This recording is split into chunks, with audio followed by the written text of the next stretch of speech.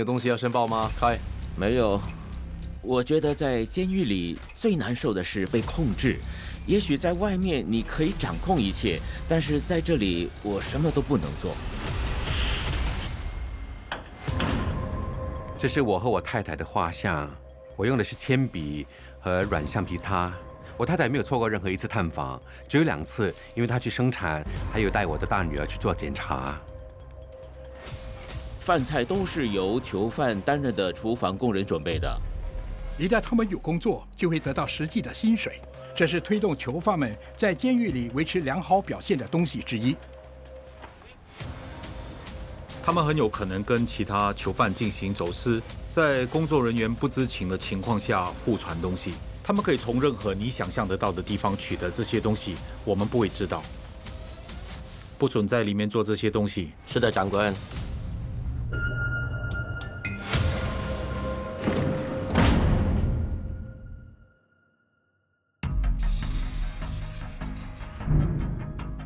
阿斯拉夫，请解锁507。收到了，507，准备。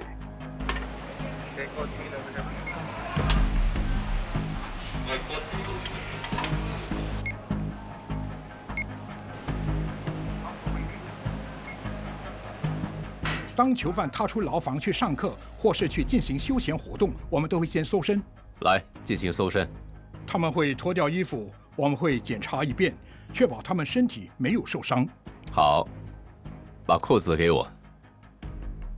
我觉得有点，其实很丢脸啊，因为时不时要在别人面前脱衣服，我就觉得好像那些妓女，我们是一样的，我们也是身不由己。监狱官会快速检查一遍。好了，你可以把衣服穿上。确保他们没有试图在衣服里藏任何东西。给我你的文件夹。也为了检查囚犯有没有受伤。所以这实际上是为了囚犯和监狱官们的安全。好，来，可以走了。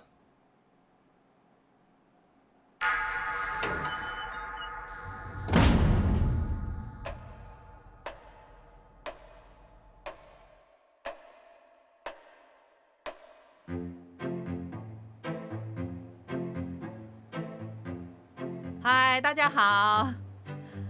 看到你们真好，大家都还好吗？很好，很好，太好了。不好，不好吗？我的刑期是3年6个月，所以我已经服刑2年了。我会在明年7月被放出去。让我们先从呼吸开始。现在唯一支持我的人是我女朋友，她是唯一会来看我的人。想象你自己坐在草地上。我目前开办的课程是关于防止家庭暴力的。在你面前是一条河，一条小河。一般来说，我们会先从一个以正念为基础的活动开始。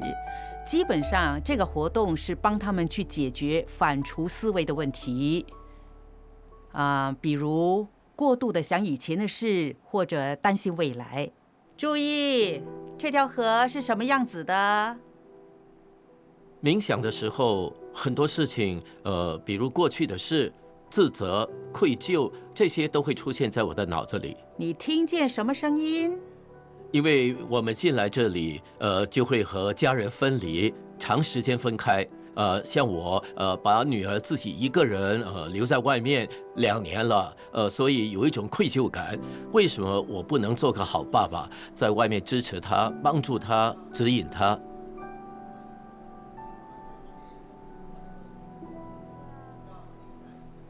你有没有把在想的东西，那些想法放在叶子上，让它飘走？有，我觉得比较放松，一片空白，好像放下了包袱。我参加这个课程是因为我这次的其中一项控状其实跟家庭暴力有关。我的前妻跟我离婚，我们的关系其实很差。她尝试阻止我见我们的女儿，生气的时候我会撞门，我会吼他，要求见我的女儿，所以之后他大概很担心，怕我会做出不该做的事。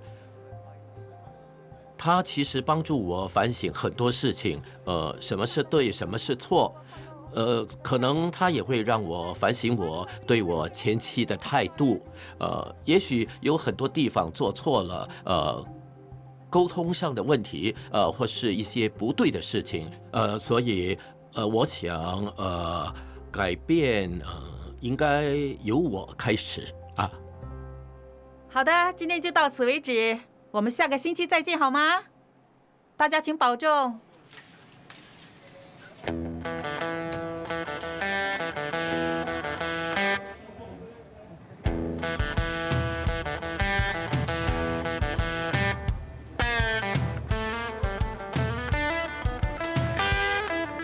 我们看的报纸一般上是2个星期前的，不是最新的。有一天我在翻报纸的时候，我看到一张熟悉的脸。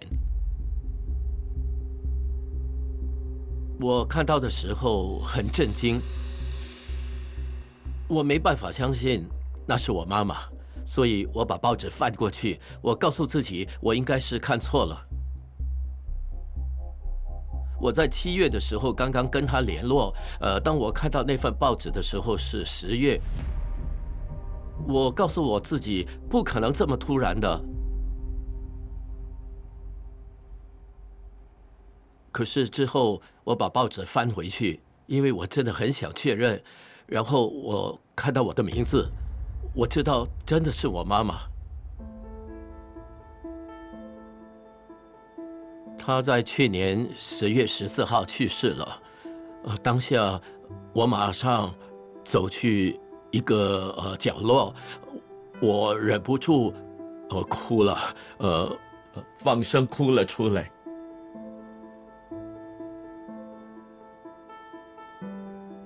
他最后跟我说的一句话是，他会来探望我。我想我最大的遗憾是，我从来没有告诉他我很爱他。我希望我以前是一个好儿子，我真的很爱他，我真的非常爱他。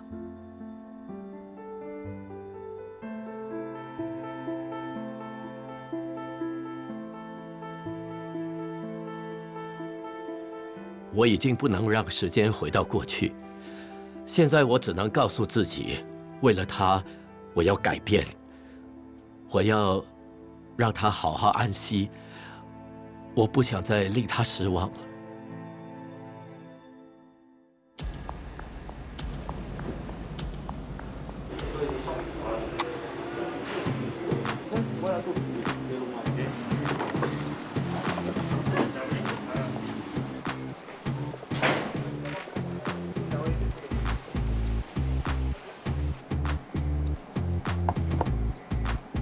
你可以看到，寓所的服务员正在把餐盘排列好，准备分发给牢房里的囚犯。这些服务员都是工人。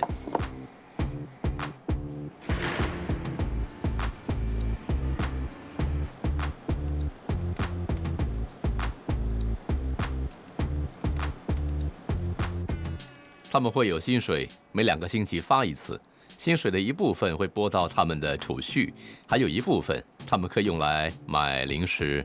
每个星期5元到6元，那就是他们的薪水。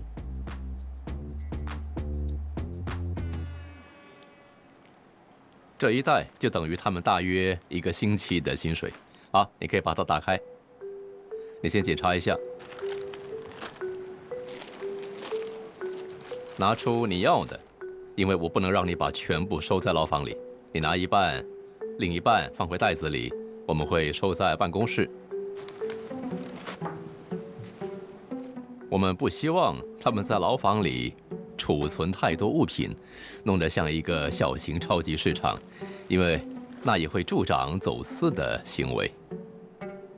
一半。好了吗？所以这个我收。我来重复一次。夹心饼干。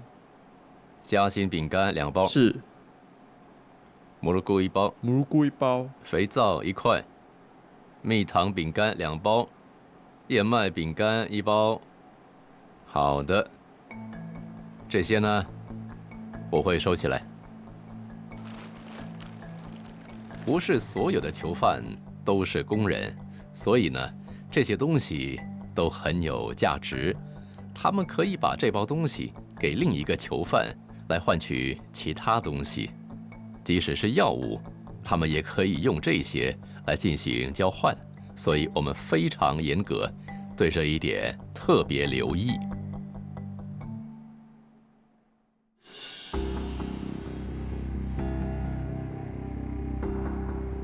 我太太写信给我，她有提到说，她要跟我离婚。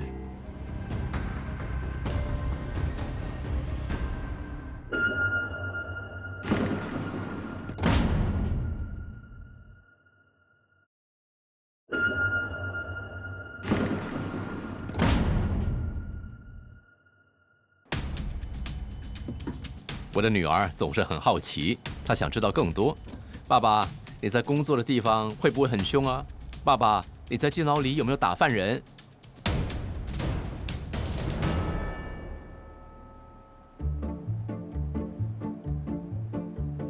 我们这里的问题只是饮料啦，早上的得哦，怎么喝？98%是糖的味道，你想啦，一个星期4次，1个月就16次，乘以6个月，我待在这里的日子就是96次。我会得糖尿病，因为全部都是糖的味道。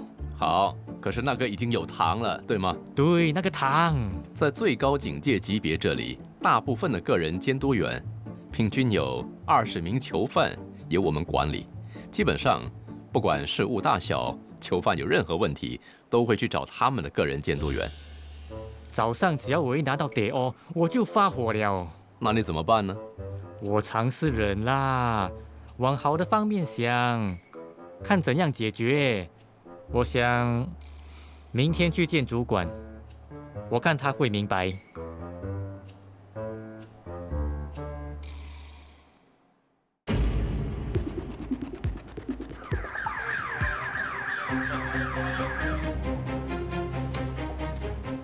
来，赶快集合，两个，手放在头上。注意，我有15个。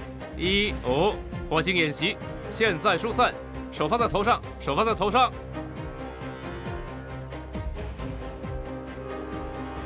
1号日间活动间全部已经离开，里面没有囚犯，所有牢房都检查过了，全部检查过了，全部锁好了。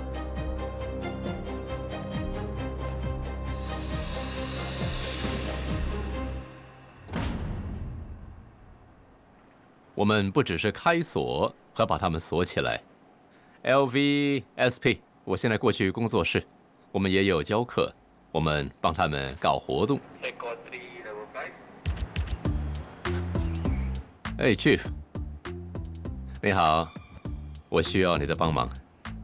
这个他们已经完成了，我需要再多20个。我们为囚犯们办很多活动，比如说体育活动、戏剧课、绘画班。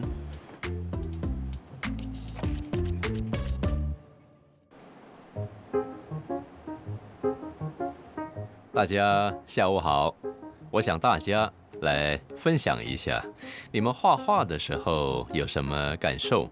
画之前和画完之后，我看到你们有一些呢。已经完成了，有些还没有。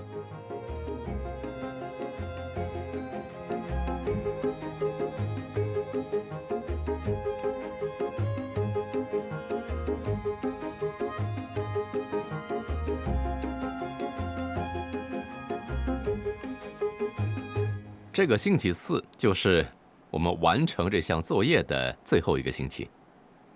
这是我的过去。哦，这就是你的过去啊。他没有帮到我，所以叶子开始掉下来。我想我需要把树砍掉，重新再来。好的。为了重新开始，我画了这棵被砍掉的树。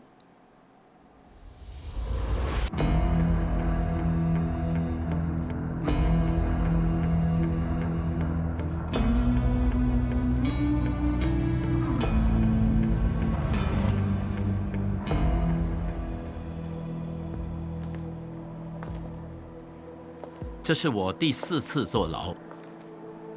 我第一次坐牢是在我18岁的时候，2008年。因为他们说你必须坐过牢才会变得更强，所以我挺期待坐牢的。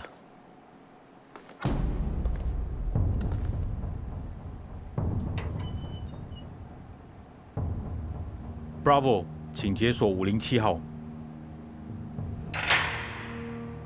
我的生命里是没有王法的，我想要什么，我就自己去得到它。我就是规矩和王法，因为我吸毒。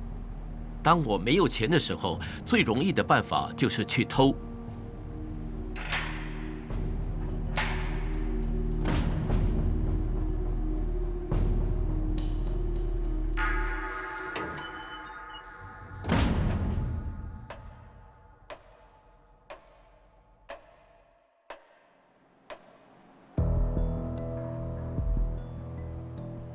我当时面对离婚，而我妈得了癌症。也许我不知道，该怎么处理我的情绪，所以我开始用吸毒来麻醉自己。这次我觉得我真的要改变了，因为我已经厌倦再回来这里。因为吸毒，我失去了我妈妈，还失去了我女儿的监护权。所以我告诉自己，为了他们2个，我不想再做错了。这一次坐牢，我和我女儿完全没有了联系。我真的很爱她。我进来之前，每个周末如果可以的话，我一定会带她出去玩，让她开心。我最后一次见到我女儿是在我被抓的前几天。我女儿跟我说：“你可不可以不要再犯法了？”可是她说的时候，我已经犯法了，所以这1年多来，快3年了，她都没有来看我。我试过写信给我的前妻，希望通过她联络我的女儿，可是她没有回复。我做过那些错事，一定伤得她很深。可能她也不想我再和女儿联络了。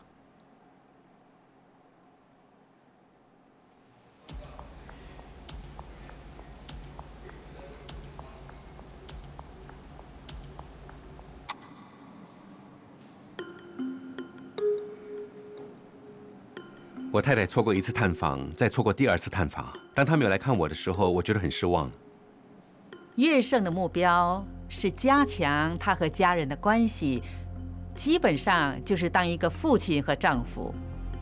如果家人没有给予乐圣支持，那会令他更难改过自新，因为他会失去努力的目标。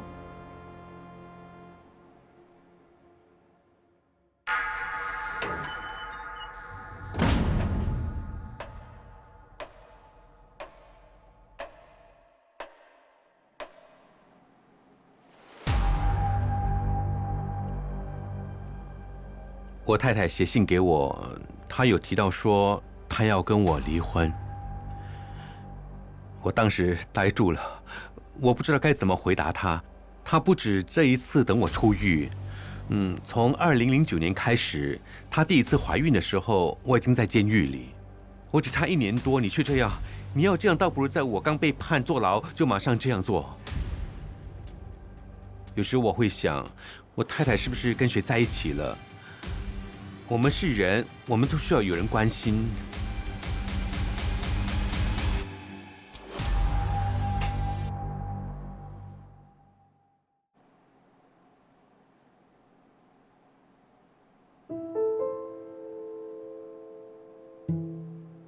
我去找心理治疗师，问他们我应该为我的婚姻做些什么。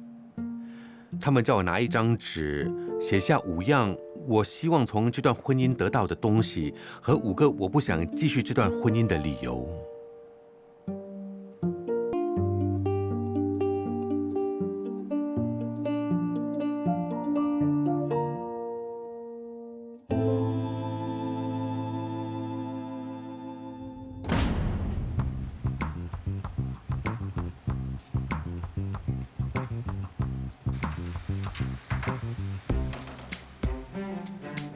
谢谢。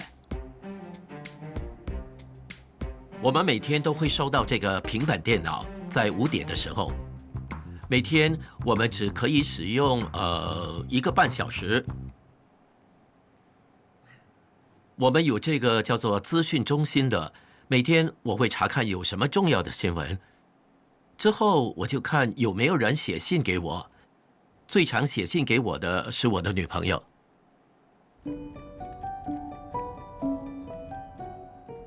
这张照片是在电子信件里，她寄来的信，他们会扫描之后放在电子信件里。第一张照片是我带我的女儿去玩充气城堡，那第2张是我和女朋友在福康宁山。这是他在信里对我说的。也许如果我早一点认识你，你就不会第2次吸毒了。在我们一起相处的9个月里，我看得出，也感觉得到你是个好人，你有潜力做得更好。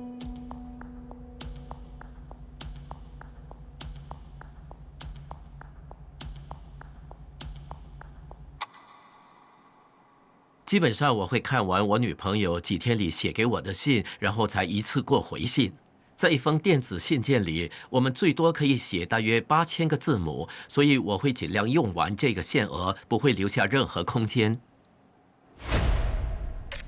我的名字是 Mohammad Iskandar Masukan， 因为贩卖毒品被捕。我听天由命，因为大多数的贩毒者都很难逃过绞刑台。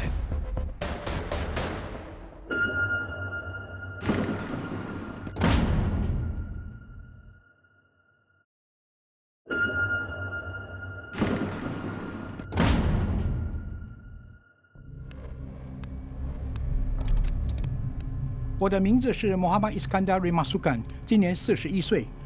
我是在2012年4月因为贩卖毒品被捕，35.31克的纯海洛因。如果我在法庭上被定罪，我会被判绞刑。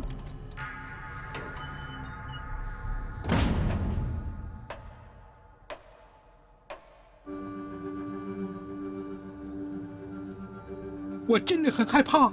我真的觉得我会死，我还立了遗嘱。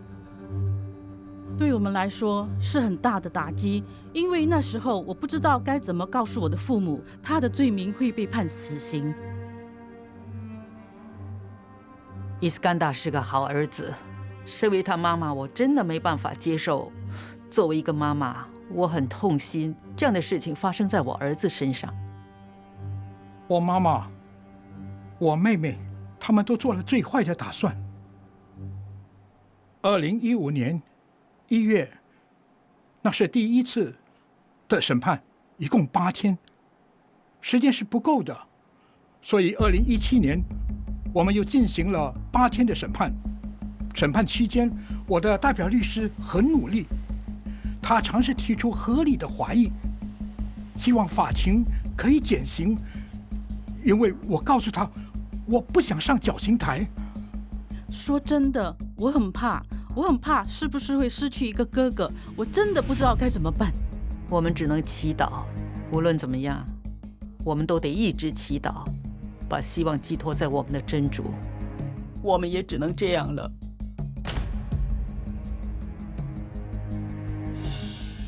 第2轮的审判之后，我们进入第3轮审判，那是在2018年6月，我看见我的律师从法官的房间出来，他告诉我，干的，他们现在决定给你一个提议：贩毒罪27年，吸毒和拥有毒品1年同时执行。我很幸运，法官最终的判刑是贩毒24年，外加吸毒和拥有毒品1年。我接受提议，所以从高等法院。我被送来最高警戒级别寓所。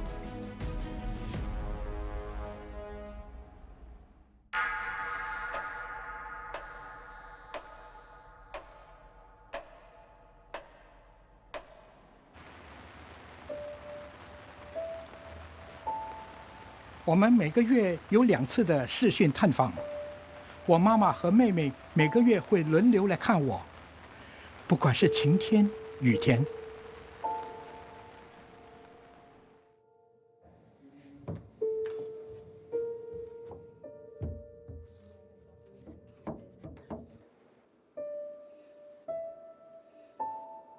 祝你平安，也祝你平安，光头。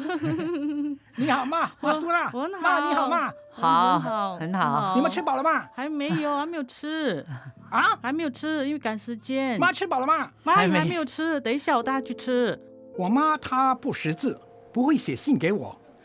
我坐牢5次，她每次都来看我。每次她都会说，如果你再进去，我就不去看你了。可是当我进来了，她还是会来。我刚收到你小时候的照片，有你，还有马 A 和马苏拉的照片。丢掉了，妈，把我的照片都丢掉。哎呀，看你小时候的照片，等一下我交给马苏拉。你要丢掉吗？是啊，为什么要丢掉？太荒谬了！我看着照片的时候在想，你小时候那么乖，可是长大后却变成了怪兽。哎，小时候我很怕我妈妈。可是长大后，这种关系变了，我们之间说话就像朋友一样，我会尝试讲笑话逗她开心。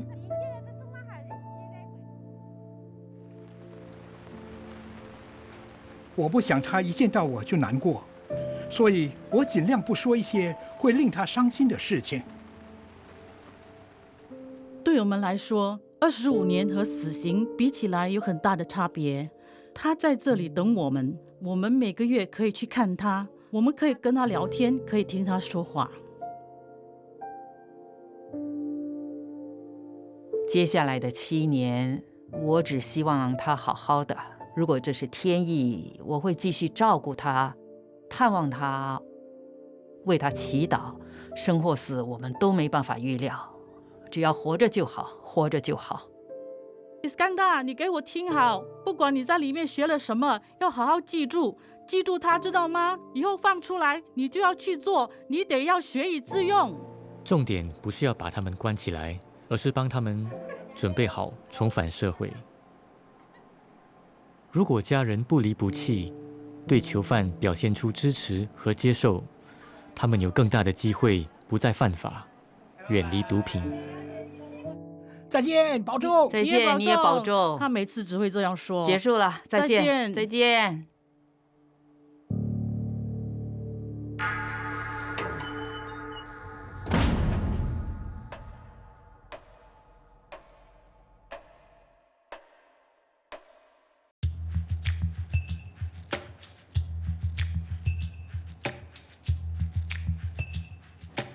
你有哮喘？很久了。已经很久没有再发作。之前他们不愿意和监狱官分享任何事情，他们一进来看到蓝色的制服，对他们来说就好像看见敌人。你还好吗？昨天压力很大，还是有很多事情很烦。可是现在不同了，他们分享很多事情。身为他们的个人监督员，我们每3个月和他们面谈1次，但是如果他们遇到问题，可以随时要求见我们。我失去了很多，我已经失去了爸爸，我失去了房子，房子没了。你要为你的女儿想一想。她都已经失去我了，有什么用？你明白我的意思吗？有什么用？与其分担我的痛苦，或者让她看到我痛苦，不如结束这一切，一了百了。你不能这样说，这就错了。我要自杀，我要结束我的生命。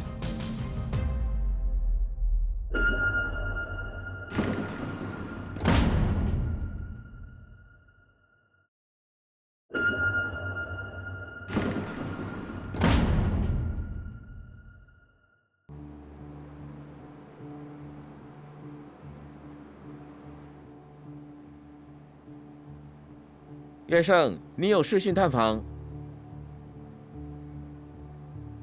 Bravo， 请解锁508牢房做视讯探访。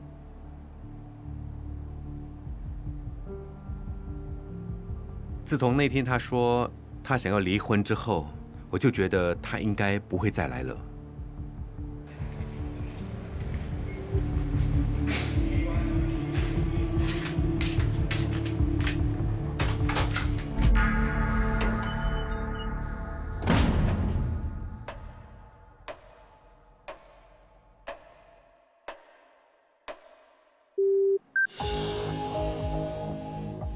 Hello， 他怕我不会变好。他说，如果我出去之后不能变好，他肯定会离开我。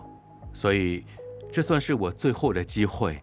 我也明白，如果我是在外面等的那个，我也不知道我能等这么久吗？可是现在，他愿意等我，给我机会，给我多一次机会，所以我觉得很高兴。你怎样？你现在做工啊？我做工一般啊，要考毕业。毕业小一成绩几时出？然后你现在就对方法还是哦。要出来吗？他自己要是讲了 I think I will get 28，他这样讲。他现在如果他拿28分哦，哇也是讲了，很多学校 max 到28分的耶。那女儿怎么样了？在睡房间哦。是我昨天进去要讲，他在学校是有人跟他讲你爸爸在逼人，所以你要坏，你要像你爸爸一样在逼人了，伤病来的。跟学校就跟他解释哦，他讲因为你老师不要你坏蛋吗？他是拿这个example来讲，不是在讲你的爸爸。然后他很 affected 啦，他讲你个人他要讲都可以吧，可以讲我爸爸在做的话什么这种。他帮我讲话。他是帮你讲话啦，真的一直在喷你。我以为他已经忘记我了，忘记我怎样对他，忘记我对他的爱。结果原来他没有忘记我，他心里面还有我。我觉得我的心很痛。哎呀，你更加担心了。在面你也不会做梦。所以我要打电话给他，跟他讲话。不懂他会不会惊讶还是什么？我不懂啦。还是你不要跟他讲，我要突然电话响就让他听，跟他讲话。你 request 了？已经申请了，这里最大的主管已经跟我讲了，叫我打电话，就当作是给女儿考完 PSLE 的奖励。他说，你申请我就批准。你打电话不懂要几点到嘞？我应该会试试下午，因为只能下午，不可以晚上，晚上没有警察了。下午3、4点这样打，因为通常你早上人他一定在学校的吗？没有，我是说周末。我怕他不会听诶。我也是怕这样，我先打给他，如果他没有接听，我就叫长官打给妈，然后叫妈把电话交给他，他应该在家吧？星期六、星期天。我们他做工不可以听电话诶。可是周末嘞，周末他也做工啊。BN 还是有做。希望这个周末我可以打个电话跟他说话，告诉他这些。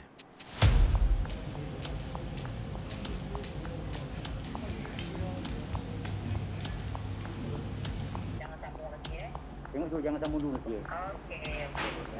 Tahu dia. Okey. Boleh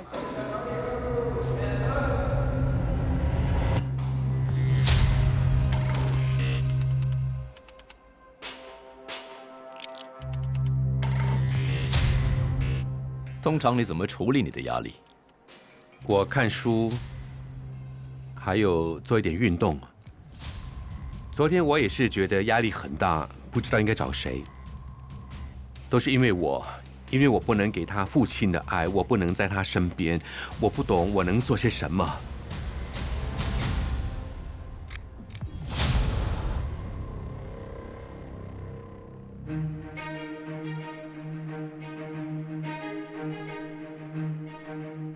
那天的探访之后，我去找长官。岳胜，下午好。萨珍姆森进来，我不轻易相信人的。你还好吗？还好。就算他忘记我们的请求，他会问你是不是要求什么，而我忘了。他是很好的长官，我很信任他，跟他分享很多事。我不知道对他们有没有影响。当我被抓的时候，突击队上来拿着盾牌，他们叫小孩子出来，警察进去，他们看到什么都看到了。这几天他迟回家，有时会把自己锁在房间或者厕所里面，然后他开始尖叫。我太太尝试跟他说话，他又进去厕所尖叫。我怕他会步上我的后尘。我曾经交上坏朋友，况且她是一个女孩子，我更加担心。而且我跟我女儿已经几年没有真正沟通了。你最后一次见你女儿是几时？我也问过我自己，真的很久很久了。如果没记错，应该是去年。没事做的时候，睡觉之前，我会想起以前的事，是我自己毁了一切。它就像是一个压力锅，如果他们面对难题，比如说家庭上的问题，那会导致沮丧或极度悲伤的情绪被压抑，他们可能不知道如何表达出来。所以我们所做的是帮助他们把这些事情说出来，至少释放一些压力，好让他们可以正常生活。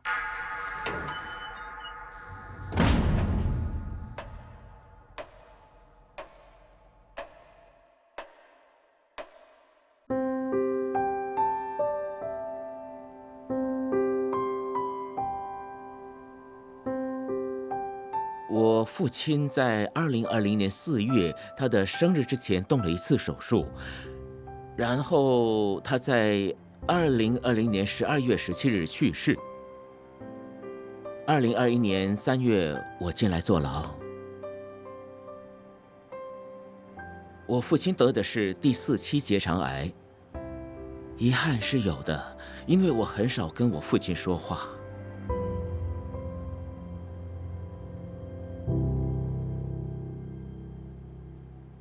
我父亲去世后，我的继兄把我的母亲接走。我和我的继兄关系不亲密，所以我和我母亲的联络很有限，因为我不知道她现在在哪里，所以我不知道她过得怎样。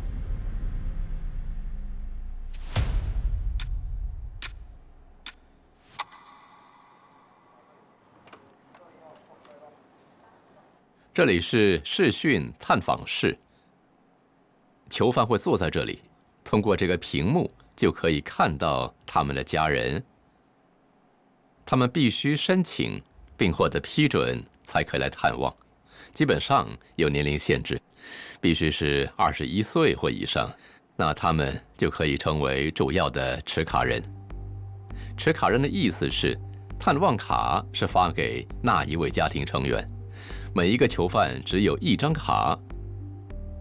对囚犯来说，有人探望是很重要的，因为疫情的关系，我们暂停了面对面的探访，有些囚犯完全没有人来探望，他们的行为有时会变得不一样，带给我们不小的挑战。有些人一些简单的事情啊，他们也不照做，比如要求他们把 T 恤塞到裤头里，他们不肯，他们还问长官为什么整天叫我把衣服塞进去。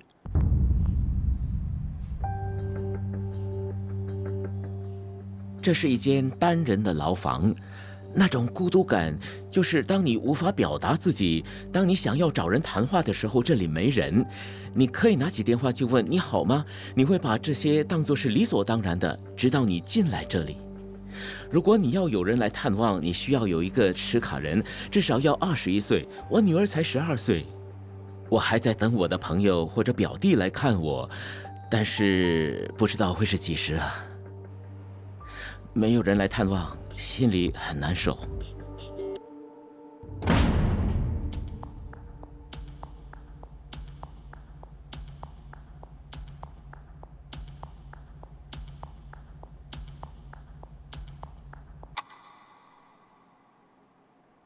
那昨晚你睡得好吗？不好了。为什么不睡？我已经有很多问题了，我也知道不会有好结果。你在想什么？为什么我没有谅解我的家人，可以把事情摊开来谈，而不是整天吵架？在我被判刑的那一天，我也见不到我母亲，我甚至不能和我母亲说话，我甚至不能联络我母亲，都是因为我的继兄，我根本见不到他，完全见不到，一句话也没说。所以我告诉我女儿，这2年里，如果他发生什么事的话，我怎么样原谅我自己？你想说我的女儿会再次失望，说她会没有爸爸？她是她妈妈带大的，我知道她会把她照顾好。所以，与其分担我的痛苦，或者让她看到我痛苦，不如结束这一切，一了百了。我会自杀，我要结束我的生命。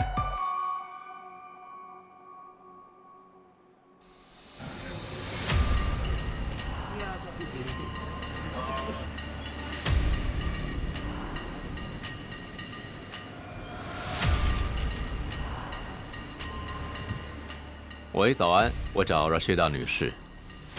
你好，你好，我是 B1 的萨吉莫森，这是关于囚犯凯的事情啊，我们需要您的帮忙。凯的情绪有点不稳定。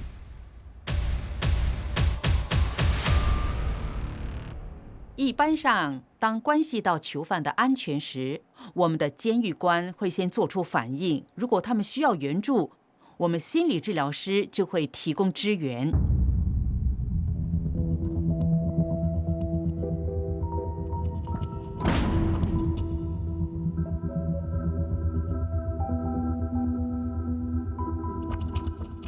我被允许打了通电话。很好。打给我母亲。你打了，觉得怎么样？失望，很生气。我不能做些什么。随便他们吧，这是他们想要的。什么意思？这是他们想要的？我的继兄喜欢控制一切。我打给我母亲，我问她：“你的预约一切都顺利吗？”她说：“是的，一切都安排好了。”可是当我问起房子的事，我的继兄就把电话转成扩音模式。他的妻子这时候跳进来说：“房子是他爸爸的。”我只知道的是，我女儿告诉我，我的继兄对他说：“如果你想要你爸爸的东西，你拿了就滚出去。”3件事，首先是钱买不到的东西，那就是我和家人的回忆。在那间房子里，我是在那里长大的。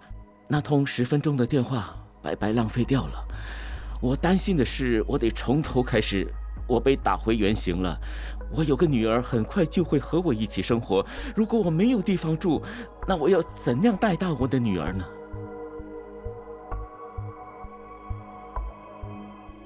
我受够了。你已经受够了。够了，挫折、愤怒都够了，以致我想要去自杀。他们当中有些因为外面发生的事情而沮丧，因为他们没有能力去解决。教他们一些技巧很重要。每当他们生气的时候，他们学会的这些技巧可以帮助自己舒缓情绪，或者让自己平静下来。外显愤怒是当我们对别人使用暴力，而你本身对这种挫折感和愤怒，你非常非常努力的去掩饰这部分，你很快就想要解决问题，这就是我们伤害自己的时候，我们对自己使用暴力。当你感觉到一股很强烈的情绪，或者是悲伤的时候，你要坚持住，让自己去感受它。想哭就哭吧，你很努力不去对别人施加暴力，可是你却这样对你自己。如果你想到要伤害自己，那你就必须非常非常小心，因为那也是一种暴力的行为。撑着，让它过去。当你难过的时候，你就哭吧，没问题的，因为它总会过去的。